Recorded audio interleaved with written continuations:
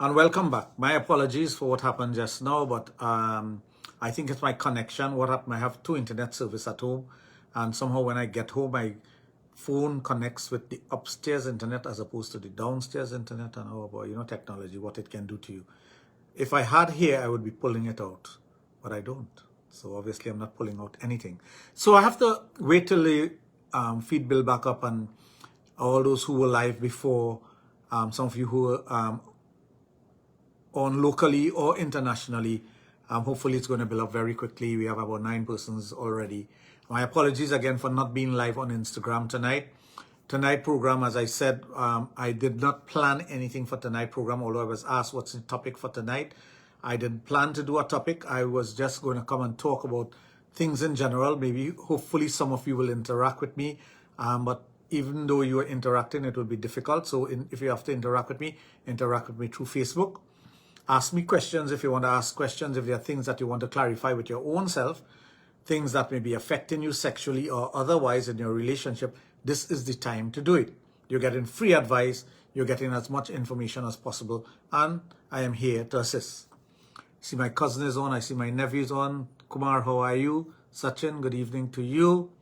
So, I was explaining that I was asked to do classes in sexology and sex therapy and to train persons to become sexologists. Hema, hi, how are you?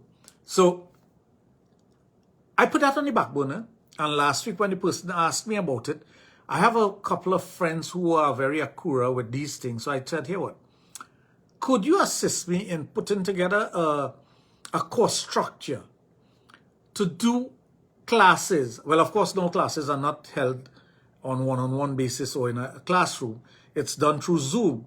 And as I go along, I'm learning more and more about technology and all these things. So I'm learning, and as I said, I'm not ashamed or not afraid to say I don't know everything and I don't know much about technology, but I learn as I go along, and it's expanded my knowledge base. And these persons are willing to assist me to put it together and maybe present something. But what I'm asking you, the persons out there, would you be interested in doing a course, a structured course in sexology and sex therapy? That's what I want to know from the audience. If you all are interested in doing something like that, please send me some information. Get in touch with me via WhatsApp, Facebook, however you want to get in touch with me, and at least encourage me or let me know what it is you're looking forward to.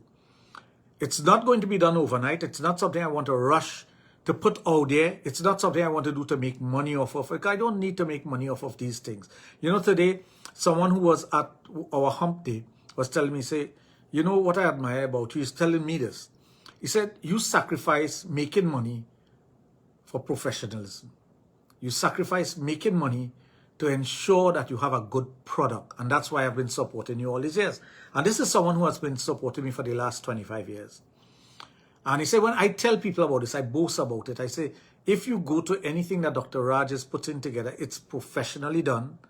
It's there for your entertainment, for the betterment of the individual. It's not about him. It's always about people and what's best for them. And that is true. I have always thought about things that way. I know people see dollar signs before anything else. I don't. I tell my staff this. I say, here what? We're putting together something we're not going to make any money. But I'm going to pay you all, don't worry. We're not going to make any money. We're putting together something that's going to help people get over this COVID stress. Where persons like ourselves who enjoy these things can come and unwind. They can come and have a good time. They will be safe. They'll be secure. We'll do everything possible. So one of the questions that was asked is, well, why are you doing it? I'm doing it simply because I like making people happy. And that's the bottom line. I like seeing other people happy. I like making dreams come true. I think I'm a magician when it comes to those things. I like someone to tell me, I would like to experience so-and-so. I would like to see so-and-so happen. And I bring it to fruition for them. So it's something that I enjoy. It's something that I really put my heart and soul into.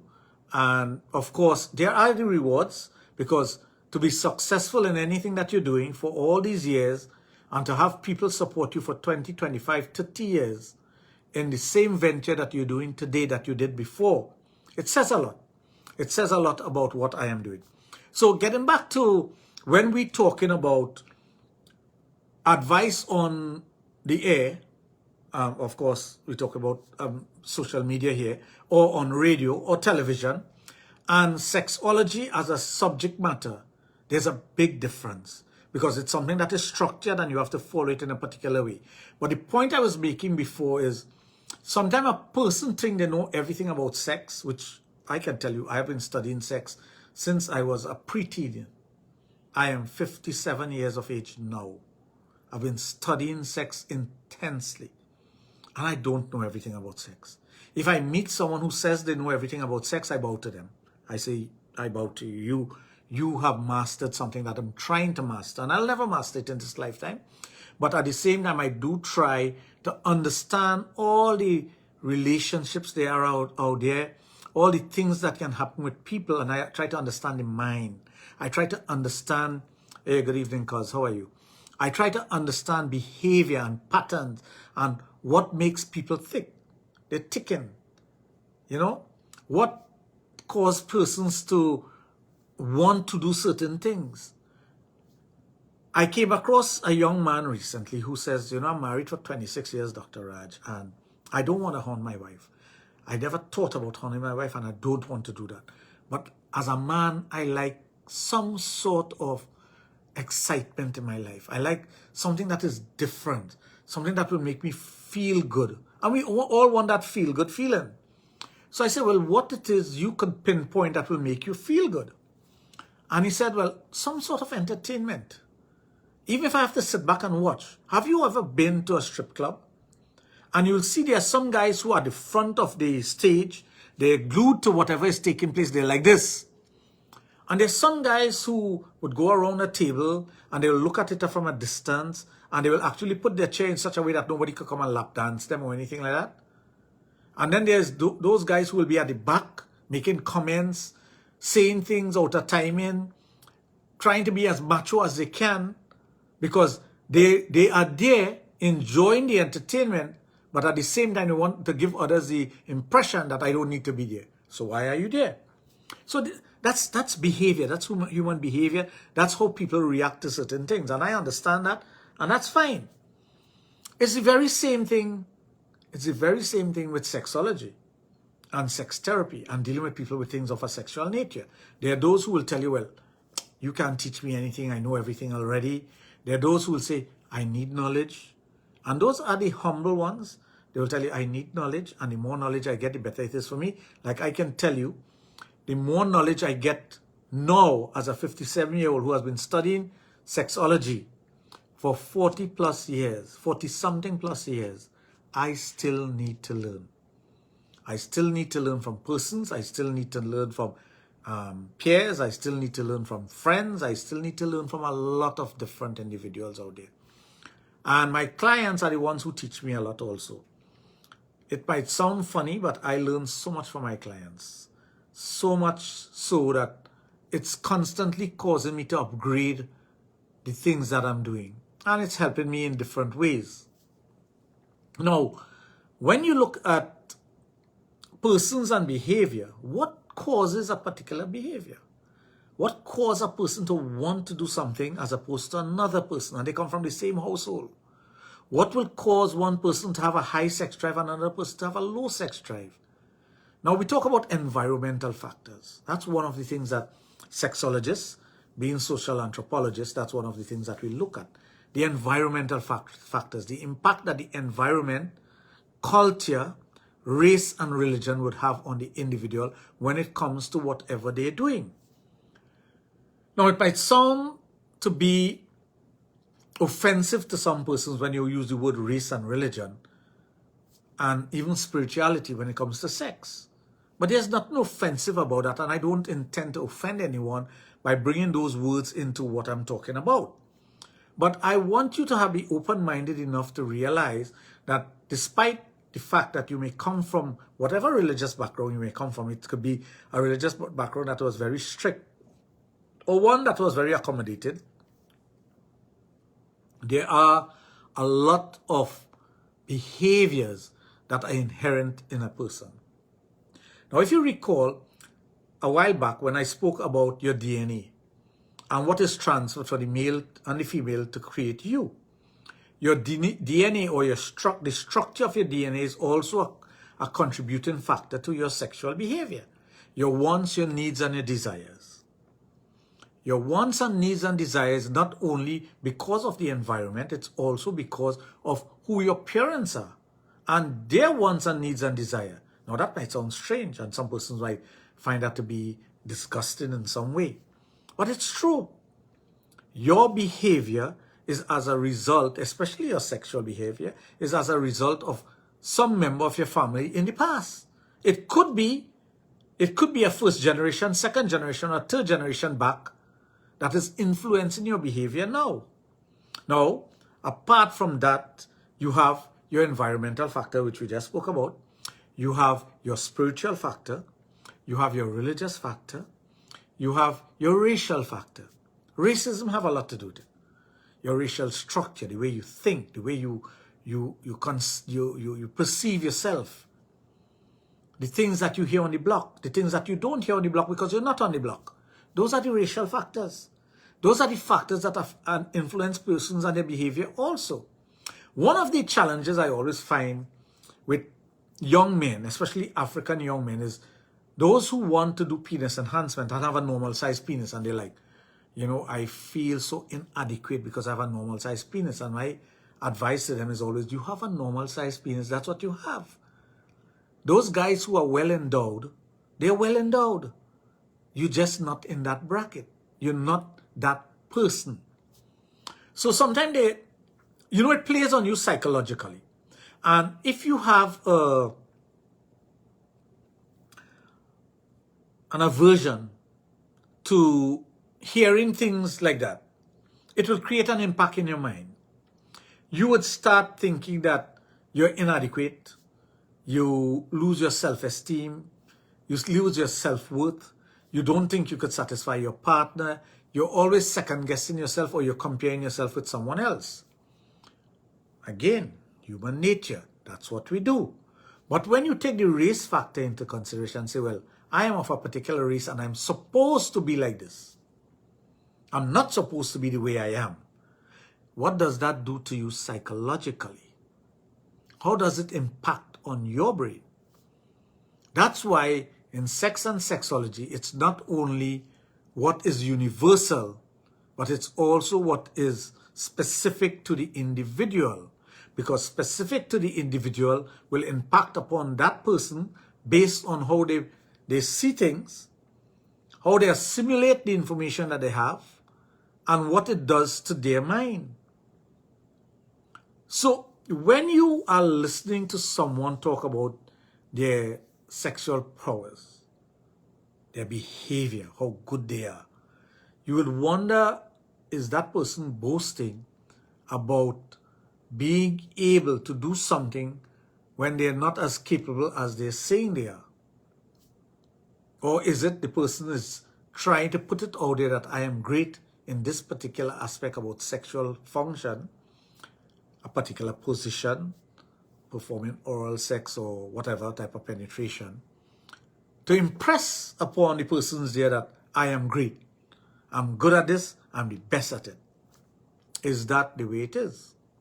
What is the reason for the person saying that? And when you are in my shoe and you go to different functions or you come across different persons in different settings, you'll realize everyone tries to impress you in a particular way when it comes to things of a sexual nature, or try to put you down if there's a crowd. And that's one of the things I have to put up with a lot. So it's not easy being a sexologist and a sex therapist, because people do try to put you down all the time. They try to make you out. They try to make you feel inferior because of their own inferior ways, because of their own feelings, their own behavior, and inadequacies. But again, if you understand the behavior of individual, and if you understand what it takes for a person to be able to be open-minded enough to say, here I don't know everything. I will never know everything that In any subject matter, you could never know everything. I don't think Einstein knew everything about formulas. I honestly don't think so. I think that if you are true to yourself, and that's where the truth comes in. If you're true to yourself and you tell yourself, I don't know everything, and I need to learn more, and I'm willing to learn more, and when I learn more, it's going to be beneficial not only to myself, but my partner. And you try to put ego aside. You try to put those things aside and say, here what? I don't need that to validate who I am, because I am better than that. That's the first step. That's where truthfulness comes in. Lots of persons don't practice that truthfulness about themselves. They tend to think that I can fool others by the thing that I say, and maybe I'll eventually believe the lies that I'm saying. But when you have a relationship, and it comes back to that, a relationship, that entity called I call it a relationship. When you have a relationship, there are wants and needs and desire that your partner may have that he or she may want to express to you, or may be afraid to express because of your reaction, because of your behavior. If those are the things that are going to happen, you're going to have a miserable sex life. You are going to have a lot of problems. Why? Because you're going to tell yourself, I am great at what I do. I don't need to learn anything more. I don't need to practice changing my ways. So I am good. I'm great. He or she is supposed to love me for who I am because I'm the best. But are you truly the best? You know, there's good, better, best.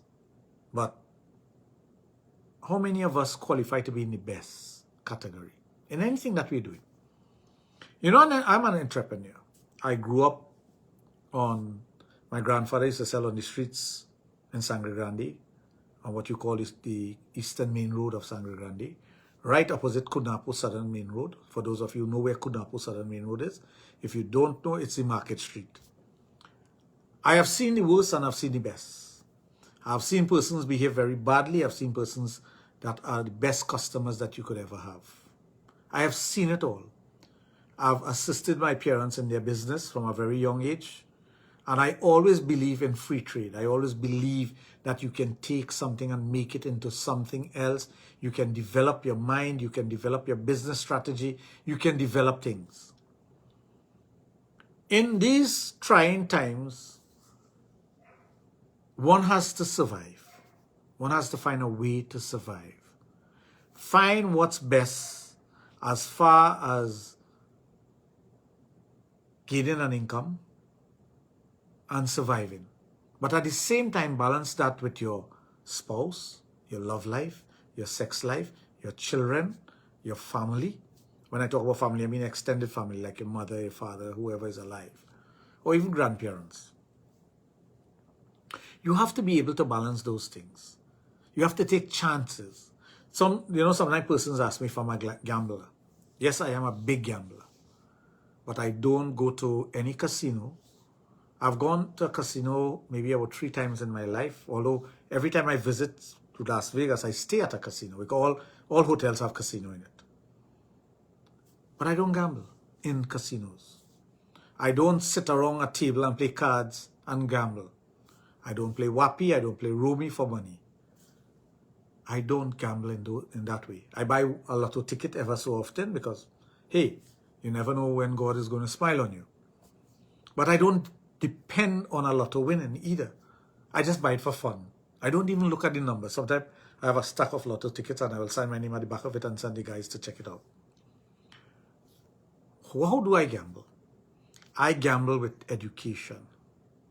I gamble with sexology. I gamble with sex therapy. I gamble with people.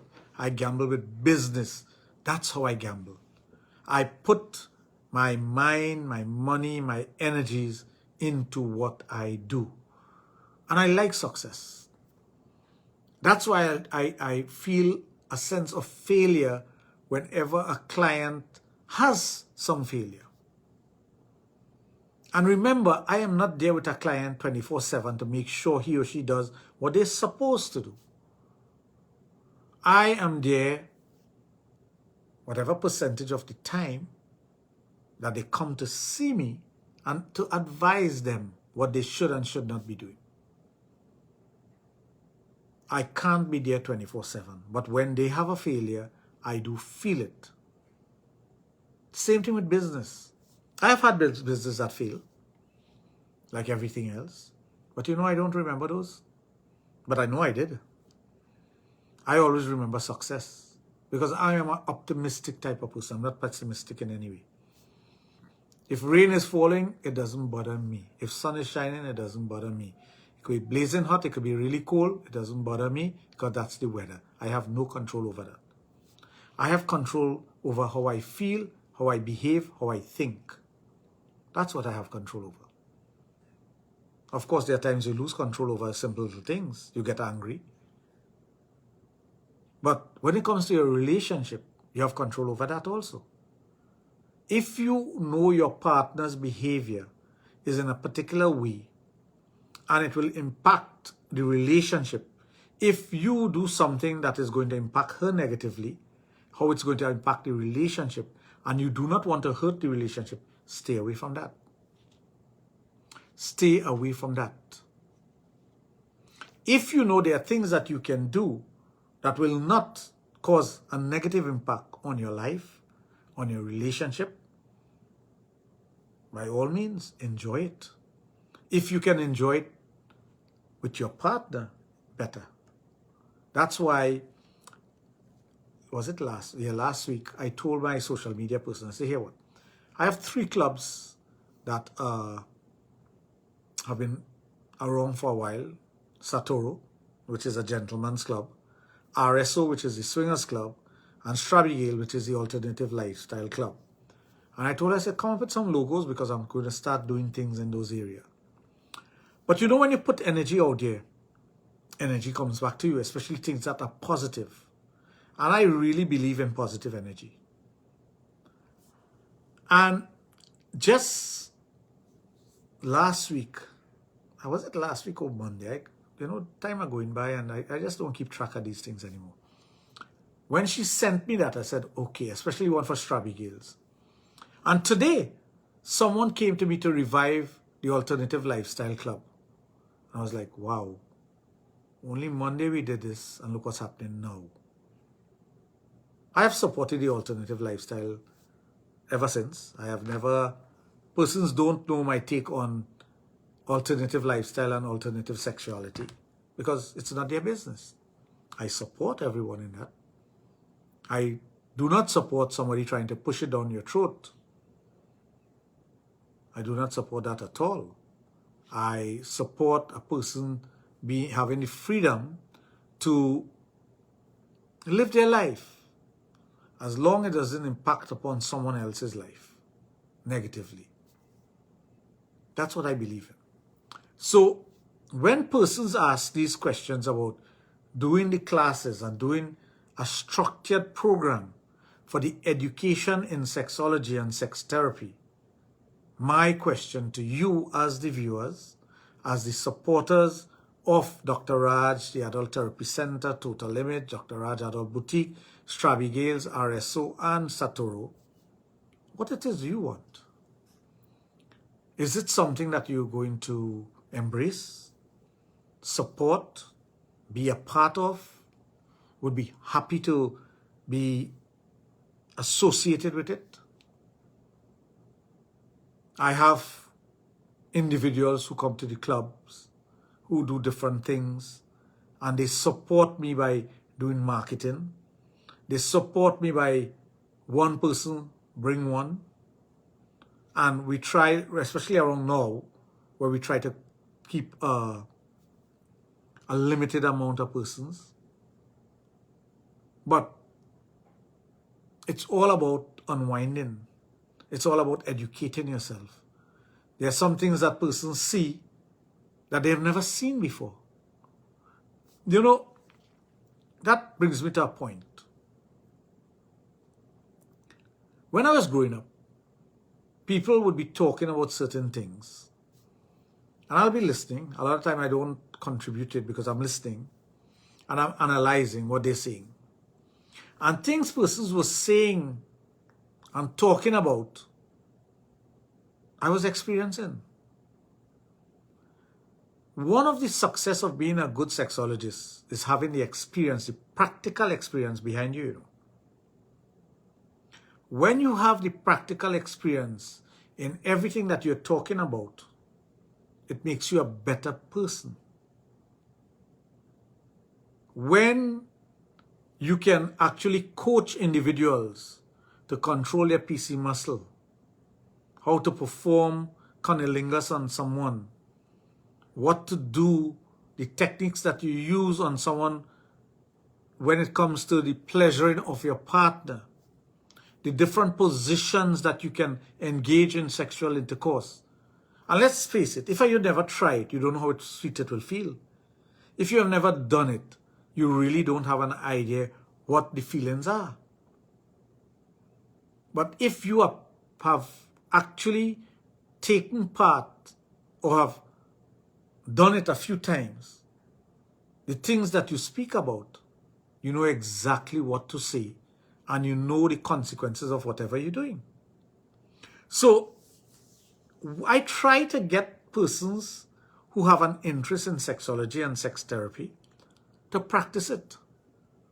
Practice it with your partner, practice it with your boyfriend, practice it with your girlfriend, practice it with someone. Learn.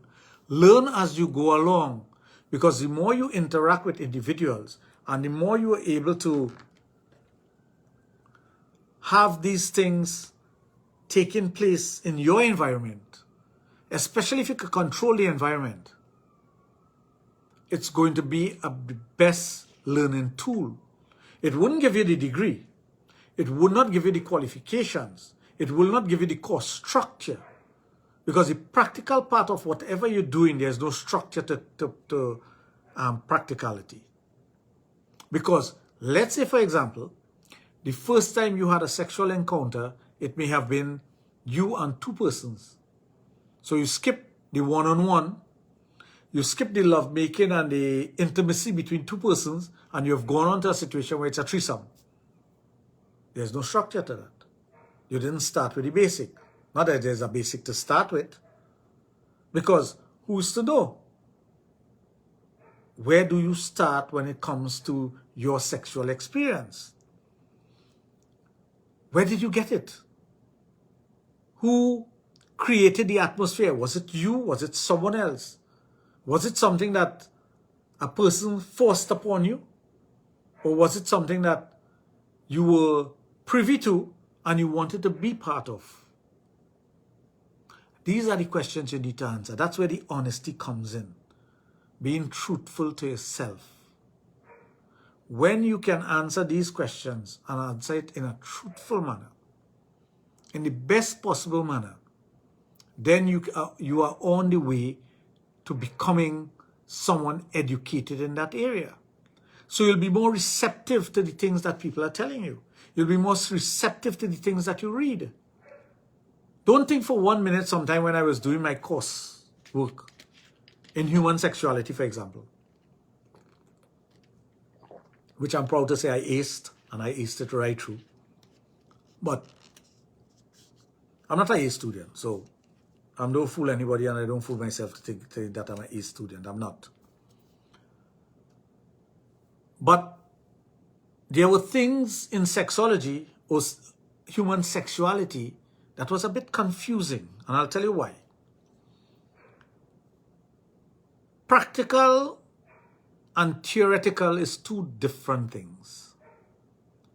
What you read in a book could be applied to your life, could be applied to your business, could be applied to your relationship, could be applied to your environment, your village, your town, your wherever.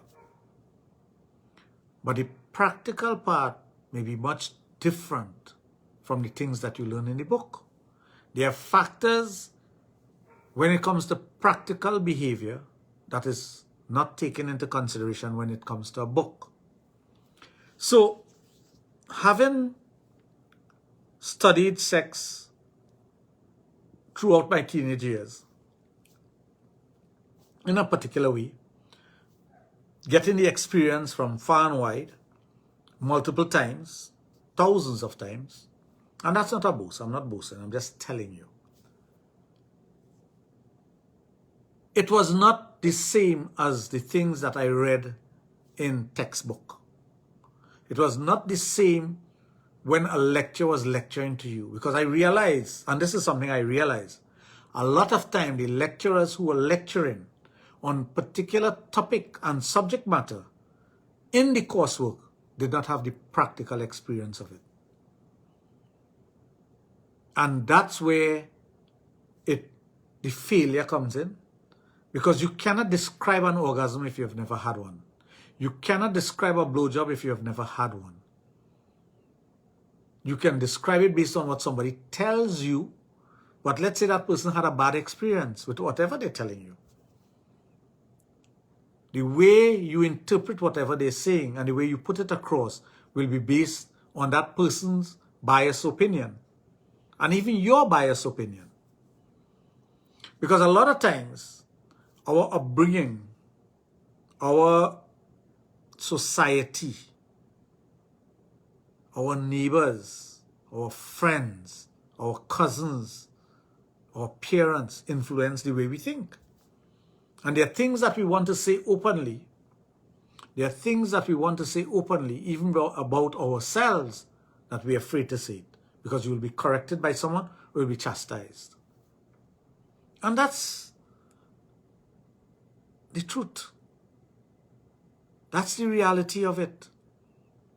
There are lots of times that you will experience something and you'll tell yourself, well, how come I never experienced that with this person, but I'm experiencing it with this person?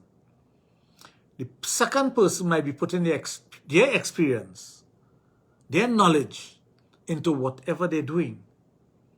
That's why I say when you're making love to your partner, read the signs. There are lots of signs. The moans and the groans,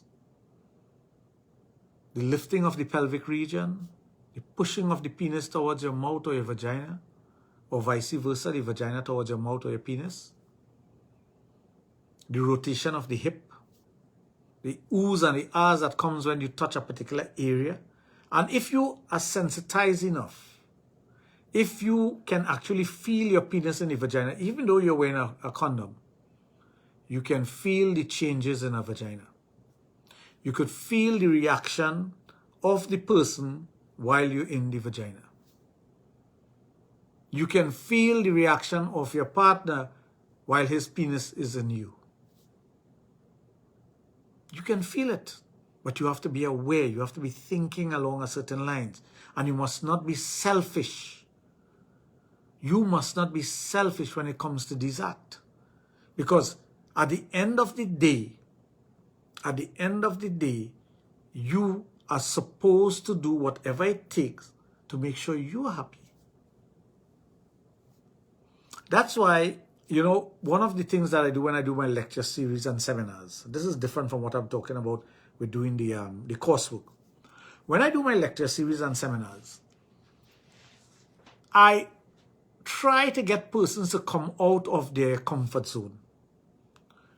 When I do my lectures and seminar, I have what you call a homework session.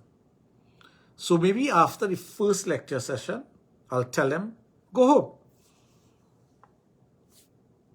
Practice this, and I'll put it to them. But don't practice it the way you used to do it or the way you are accustomed to doing it. Do it differently. Simple example. Most people have sex around the same time, same position, same bed. Obviously at night. Very few individuals step outside of that comfort zone. So my homework is to have sex in a different part of the house at a different time. Try it. Feel it. See if you would like it. And if you like it, implement it and make it part of your repertoire. 90% of the time, and that's just not an arbitrary number that I'm pulling out of the air, 90% of the time, the individuals who have done that, and we talk about 9 out of 10 persons, would come back and tell you, I've had a different sexual experience.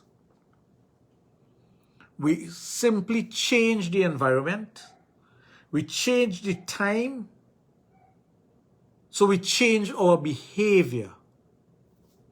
And when we did that, we experienced something that is different, it is joyful. It's something that has made us better at whatever we're doing. So that's my homework part of it.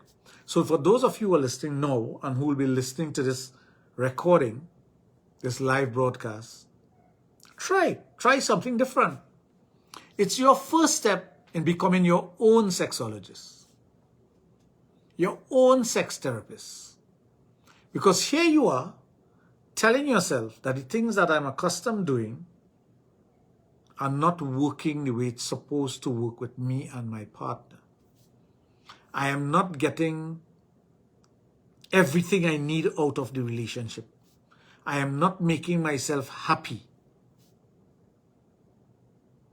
Don't wait for your partner to make you happy. That's not going to happen. Happiness comes from within. But when you change the structure of what you're doing, when you change the environment, so instead of doing it in the bedroom on top of the bed, you may decide to do it on a cupboard. You may decide to do it in the living room or on a couch. All up to you, what you decide to do. But pay attention to the feelings that you get. And one of the things that brings about the feelings that you get when you do something different is simply that word that they call taboo. Taboo is not only incest, as the Taboo series alludes to. Taboo is anything that society will frown upon, that you may see as being dirty or nasty or strange. It's a behavior, it's taboo. Or it's not going to be accepted by everyone. Some of the things that I'm saying tonight is not going to be accepted by everyone anyway. But the fact that I'm saying it, and the fact that you're listening to it and making your own notes, whether it be mental or writing it down, means that I am reaching you. I am able to tap into your mind and get you to start thinking differently.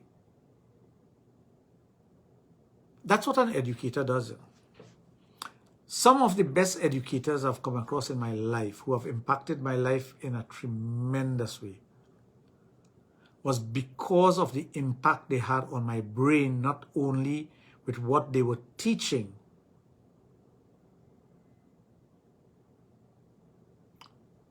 but how they related to me. And you know, there are some names that always pop into my head when I think about this. Teacher Rudy Ram Singh, who taught me in primary school at Waiko Presbyterian School. Dr. Stuart Horn, Dr. Cyrus Kouros. These are men, to this day I have the greatest respect for them. Greatest respect. Why? Because they impacted my brain. They impacted me. They made me see life for what it is. And not only mathematics, English, biology, sociology, psychology, or whatever subject matter you want to call. But life, the beauty of life, the beauty of learning, education, what it does to you, what happens to the brain and the expansion of the brain when you do these things. And I'll be forever thankful for meeting these people in my life, for they being part of my life.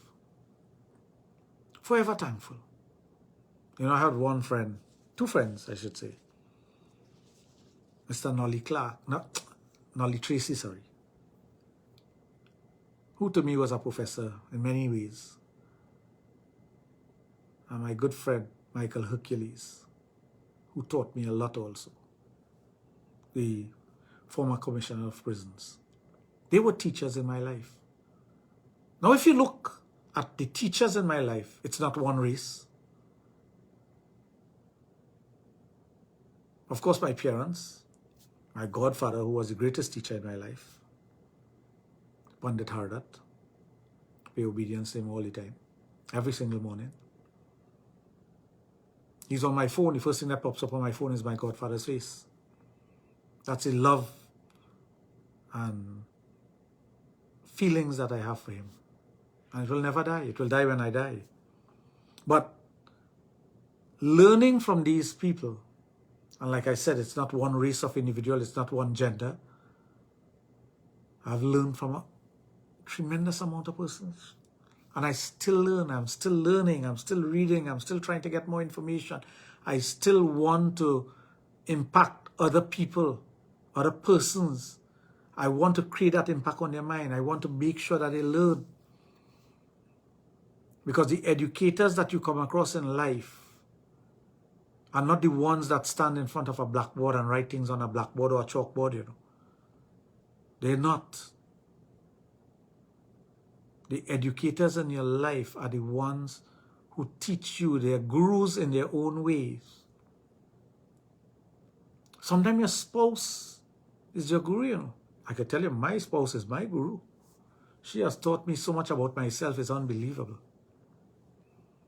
Unbelievable. I thought I knew myself. You know, she says it in jest, but I know it's true. I know you better than you know yourself.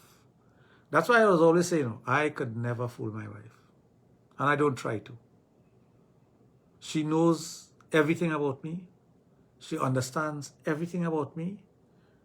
She gives me lag, as they say when you know you're flying kite, and she knows when to reel me in. So you can learn from your spouse, you can learn from your children, you can learn from your grandchildren, you can learn from anyone. Do not let the age of I heard a young lady say that, you're too young to teach me anything. Not me, she was telling someone else that. I am older than you, what can you teach me? You'll be surprised what a child could teach you. You'll be surprised the things that you can learn from individuals. And yes, someone made a statement there, even the bad ones teaches us a lot. That's true. Education is not always positive, you know. It's also negative. The negative things that are said to you impact your mind, but it teaches you a lesson. It teaches you a very important lesson. And you are aware of who you are. So sometimes when your wife tells you something, or your husband tells you something, you may get angry, or you may think that they're out of place to tell you that. But there's a lesson in there somewhere. There's a strengthening of the relationship somewhere in there. I'm not talking about the abuse, which I'm seeing too much of now. People are frustrated. Yes. They're taking it out on their children. We see a lot of sexual abuse of children, which shouldn't be happening. We see abuse of women especially. And guys, you have to start learning to walk away and not do these things. Not do these things. I'll be a hypocrite if I say I never got angry with my wife or lashed out at her. But I learned to stop that. Again, I learned from my wife. I'll be a liar if I said anger came into you so strongly that you want to do something that you're going to regret for whatever reason. Not only with my spouse, with other people and whatnot. But you check back yourself and say, here, what, mash breaks. Let me step away from that.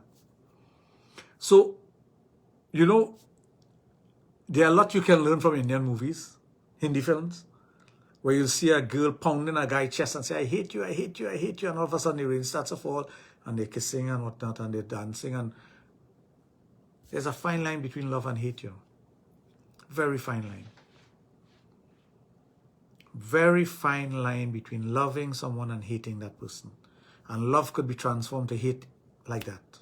Not so much hate to love, but love to hate, very easy.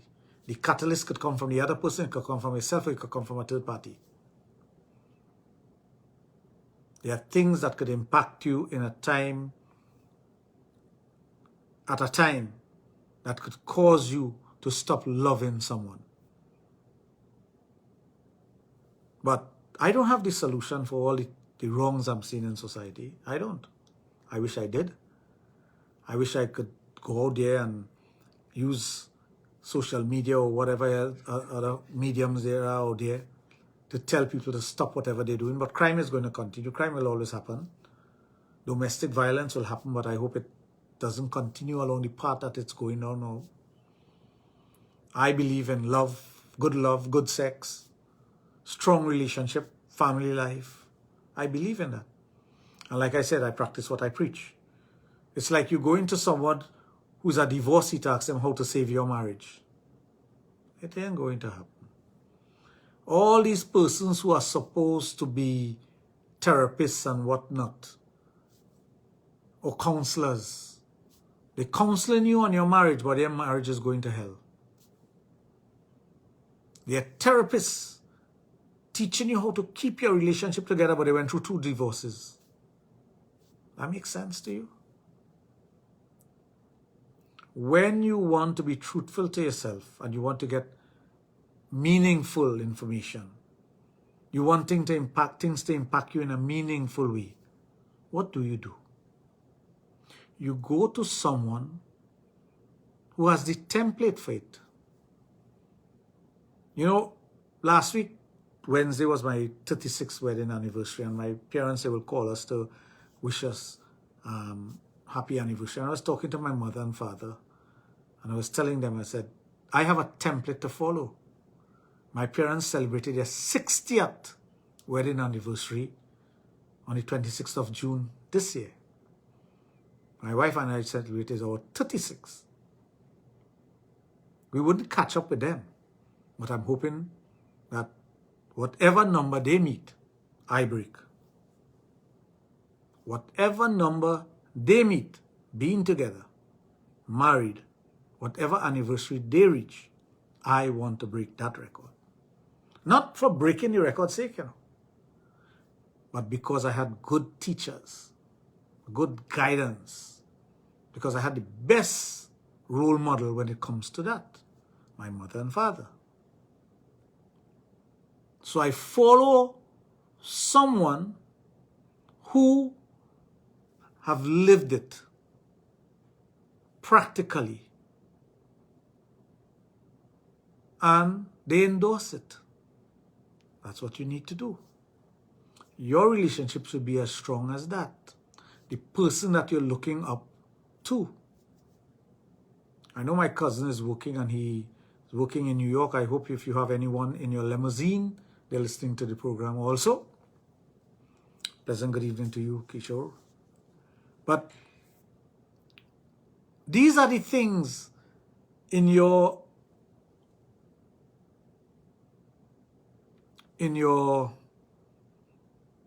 development. These are the things you should be looking at. Not a neighbor who cussing your wife next door and using that as an example. They may be successful financially, but they may be living a very stressful and terrible life. And yes, Kishore is also married. So you have to find that mentor that is going to make things better for you and your spouse and you and your family life. Not somebody, if you go and talk to them, looking at your wife. Not somebody, if you go and talk to them, looking at your husband. Or trying to break you up. Or celebrating when they hear something going wrong. You know, don't ever believe when you tell people things are terrible with you that they're empathizing with you. Most of the times they're laughing at you or they're saying, good for them. Thank God it's not me. Because they don't truly care for you. So getting back to what I was talking at the beginning of the program when I said that I want to now take it to a different level by creating a structured coursework for persons to be educated in sexology, educated in sex therapy, and what it means to be educated in sexology. Biology, psychology, sociology, those are all part of it. A little bit of physics, mathematics, English, literature, poems, sonnets, movies. They're all learning tools, you know. They're things that could impact on your mind. But putting together this course structure for we to move forward, and I say we, takes a lot of initiative from me and a lot of encouragement from you. So if you are already willing and able for me to start this process, contact me, send me a message via Facebook, send me a message via my WhatsApp, 7401961. Encourage me to do this. Encourage me to start the coursework going so that individuals could say, well, here what? There is a structured course that I can take where I will get a certificate or whatever at the end of it, some sort of recognition, stating that I have done the coursework to understanding human sexuality, sexology, and sex therapy. It doesn't have to be an advanced course. So I'm waiting on you to get in touch with me to let me know if you're going to support it. Sitarama, how are you? My mother is on. Unfortunately, we have reached the end of our program. I am Dr. Giriraj Ramnanan, better known as Dr. Raj. I practice sexology and sex therapy at the Adult Therapy Center in St. Augustine at Total Image. The number there is 645-4543 for those of you who need to call. For those of you who want to make an appointment to come and see me, you can also call 645-9829 or 645-4543. My personal cell number is 7401961. I want to thank you for having me on tonight, for looking at my life, for supporting me in whatever way you have been doing all these years. For all the foreigners who have come on, I see Navi has come on. My cousin Kiki was on. Rishad was on. Thank you very much for supporting and at least listening to the program. Good night until my next live. Thank you.